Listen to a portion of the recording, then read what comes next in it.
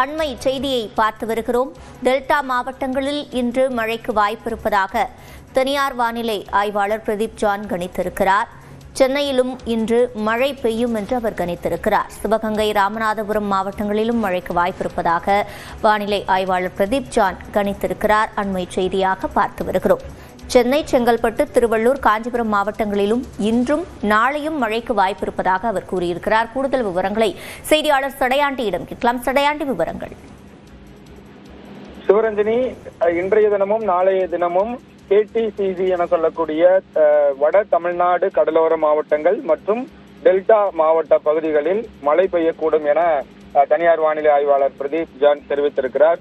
சென்னை, செங்கல்பட்டு, காஞ்சிபுரம், திருவள்ளூர் ஆகிய 4 மாவட்டத்திற்கும் மட்டுமல்லாமல் டெல்டா மாவட்டங்களான சிவகங்கை, ராமநாதபுரம், பட்டுக்கோட்டை உள்ளிட்ட டெல்டா மாவட்டங்களுக்கும் இந்த வங்கக்கடலில் ஏற்பட்டிருக்கக்கூடிய அந்த கீழடுக்கு சுழற்சியின் காரணமாக இன்றைய தினம் நாளைய தினம் மழை பெய்யக்கூடும் என தெரிவித்திருக்கிறார். அது மட்டுமல்லாமல் நல்ல இடி மின்னலுடன் கூடிய ஒரு கனமழை பெய்யக்கூடும் என்ற ஒரு எச்சரிக்கையும் கிடைக்கப்பட்டிருக்கிறது. வடகிழக்கு பருவமழை தொடர்ந்து தீவிரமடைந்து வருகிறது. ஆரம்பத்தில் சற்று வீரியமடைந்திருந்த அந்த வடகிழக்கு பருவமழை அதற்கு பிறகு அந்த புயல் கரையை கடந்ததற்கு பிறகு சற்று தொய்வு ஏற்பட்டது. தற்பொழுது மீண்டும் அது வீரியம் பெற்றிருக்கிறது, தீவிரமடைந்திருக்கிறது என்றுதான் நாம் எடுத்துக்கொள்ள வேண்டும். 2-3 தினங்களுக்கு மேலாக தமிழ்நாட்டில் பரவலாக மழை இல்லாத சூழ்நிலையில் அடுத்த 2 தினங்களுக்கு வட தமிழ்நாடு கடலோர மாவட்டங்களுக்கும் டெல்டா மாவட்ட பகுதிகளுக்கும் நல்ல மழைக்கு வாய்ப்பு இருப்பதாக பிரதீப் ஜான் தெரிவித்திருக்கிறார். சிவரஞ்சனி, விவரங்களை வழங்கியமைக்கு நன்றி சடையாண்டி.